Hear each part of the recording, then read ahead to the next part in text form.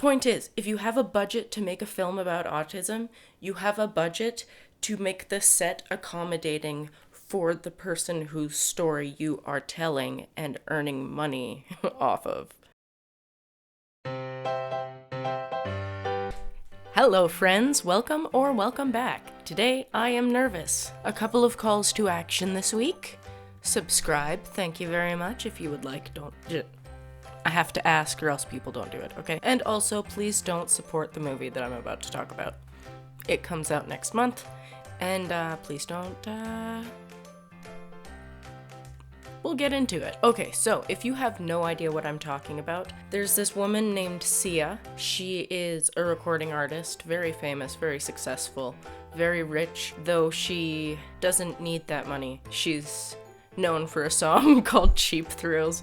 I don't need no money. Anyway, it was way overplayed for a very long time. She's releasing a film about autism, and there are many people who don't know what autism actually is, and unfortunately, this film doesn't appear to, it is not being very well received by the autism community. An issue that I have with this movie personally is that, it's not affiliated with Autism Speaks. However, Sia has stated somewhere on the internet previously that in her 3 years of fucking research, as she said on Twitter, that she looked to Autism Speaks for some information.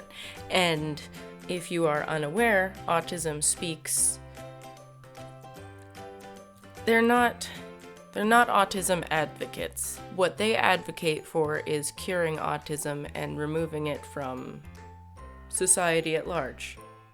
My family was super negatively impacted by the fear-mongering PSAs about autism that Autism Speaks released a long time ago. They haven't changed much since then, so womp womp. I don't support Autism Speaks, which, you know, they're not very educated on it, but I'm not educated on them, so I can't really talk about anything. Anyway, I'm gonna cut all of that out. I have a sibling with autism, and my mother, let's just say she had narcissistic tendencies and fell victim to a lot of false narratives.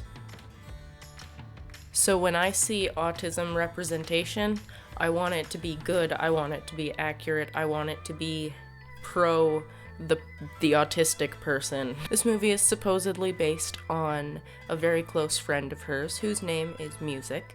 From the trailer, to me, it seems like it's gonna be a older sister of this autistic kid. Something happened to this kid's caregivers, and now it's time for you to take over being their guardian. Here's all the ways that it's going to change and ruin your life, but also teach you love and compassion at the same time. And you're a hero. I get really worked up. This had better not be a, burden porn film. Probably not. It's probably not. We all know me and how I tell stories. My personal input will be sprinkled throughout all of the notes that I have taken and will probably stray from. One of the issues that the autistic community has with this film, and with Sia in general, is the fact that she did not ultimately cast an autistic person in the role of Music. I'd really like to think that Sia had good intentions, because don't we all? She loves her friend, and she wants to tell her friend's story in the best way possible. However, that is not demonstrated in her actions following the release of the trailer for this movie. There's been some backlash from the autism community, and I find that to be reasonable. It was polite criticism at first, and she did not respond to that very well. She got mad. She said some really awful things to and about autistic people. She used functioning labels regularly, which If you haven't, I mean, if you've done any research, if you've spoken to a number of autistic people, you might know that many people on the spectrum do not approve of functioning labels because it's an ableist concept that I will allow them to explain to you in their own videos that I will have linked wherever they can be linked. And people got angry, reasonably, at her apathetic response. She just dove into, like, watch the movie, sorry you feel that way, watch the movie. Here's another personal issue that I have. It's not an unpopular opinion. She had apparently been working with Maddie Ziegler, whoever, I'm gonna refer to her as Maddie, the girl who ultimately ended up playing music in the film. They had been working together on this film for a long time, and supposedly Maddie had expressed concern about, I don't want people to think I'm making fun of them or mocking them, I just want to tell the story. Sia was like, no, we won't let that happen. Supposedly, Sia had always wanted to cast Maddie in the role of music. However, at some point along the way, she had hired an autistic actress to play the role of music, and I guess the film set environment was not compatible with her needs. So I don't know what happened there. I can't remember if it said online that she quit or if she was replaced. She hired Maddie, a neurotypical actress, to play the role of music, a neurodivergent person who is non-vocal. Those are two vastly different life experiences. To me, it has the same energy as Eddie Redmayne in The Danish Girl. It's a bad look, man. But supposedly the film set environment was overwhelming and overstimulating to this actress, so Sia felt it would be more compassionate, she says, to hire Maddie in the role. I, for a handful of years now, have worked on film sets, mostly independent sets, but I have worked on a few union things, super small time. I'm a sunscreen jockey, I'm a nobody on set, but you know what? I still get to have the snacks, and that's why we do it. My point is, I, as a neurodivergent person myself, not neuroatypical by the way, that's a weird, confusing term. The big thing that pisses me off personally is that with all of that cheap thrills money and all of that adorable snowman song money, she had a budget to make this film. Okay, I'm not gonna be ignorant and say that like she herself funded this film. It's far more complicated than that. La la la. The point is, if you have a budget to make a film about autism, you have a budget to make the set accommodating for the person whose story you are telling and earning money off of. Inconvenience the crew. We literally do not care. If the set has to be a closed set for her to do her best work, amazing.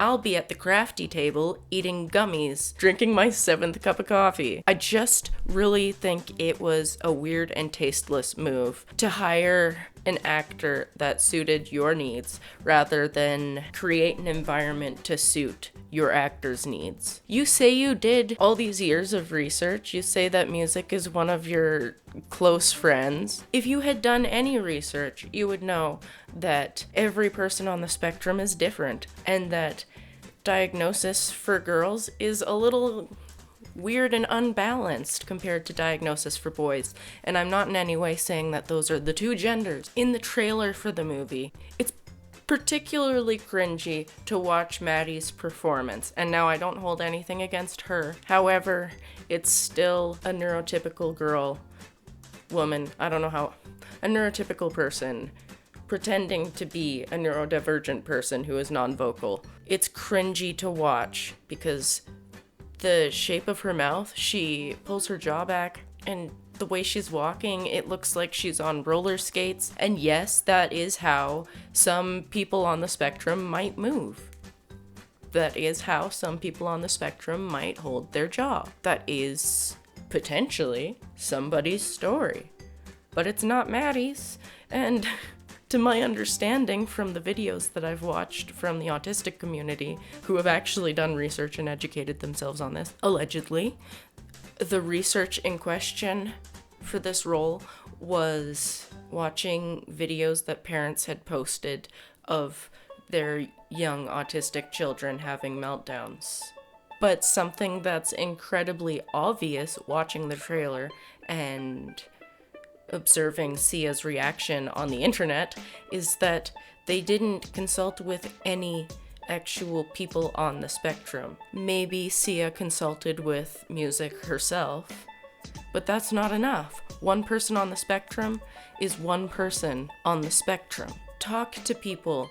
There's an entire community on YouTube of autistic creators. I will link them in the description. The trailer itself feels like a fever dream, and from what I've seen in reactions from the autistic community, it's not something that they feel like experiencing again after watching it the first time. I've seen it described as too flashy, too loud, cringy. It's not a good representation of anybody whose opinion that I have seen. Perhaps there are many, many opinions that are not being expressed. By the way, she said on Twitter, "I've never referred to music as disabled," as if that's like a good thing. Honestly, get out of here, Sia. Disabled is not a dirty word. It's not a bad word. It's not insulting. It's a fact. It's just a thing that is. Why are you making it weird? Don't make a word that defines a portion of someone else's life sound like a bad thing to people who are not living that experience. It's fine. Disabled people exist. We live beautiful lives, just like you. So she refers to the character of music as pretty low functioning, and that it didn't feel compassionate to cast someone at her level of functioning. And we loop back around here to that accommodations thing. The thing where you need to make accommodations for your disabled actor. If you want to tell their story and do it right, you have to understand them and help them out a little bit, because they can't help it. You can. You have a budget. Use it. Oh, and instead of disabled, she calls people with disabilities people with special abilities. At least people on the autism spectrum. People with special abilities. I get what she's trying to do. I get, maybe it's not good though. Good for you, sweetie. But here's why that doesn't work. Not every single person on the spectrum, believe it or not, is going to be some sort of like savant. Not every single person on the spectrum is going to have a thing at which they are just friggin' super good. And I feel like perhaps it might be a little bit exclusionary to try to be so inclusive that you forget to include the people that do not have any special abilities. Like, don't be so condescending. Special abilities. This is the participation prize that you guys complain that us millennials all wanted. Nobody wanted it. You imposed it upon us. Good for you. You have special abilities. Shut up, Sia. Anyway, I'm going to get out of here because my camera's dying and I've said everything that I have to say. I'd love to know your opinion on Sia's movie in the comments. Anyway, I've been talking for a very long time. Thank you so much for watching. Don't forget to be kind to yourself and others, and I will see you very soon. Bye.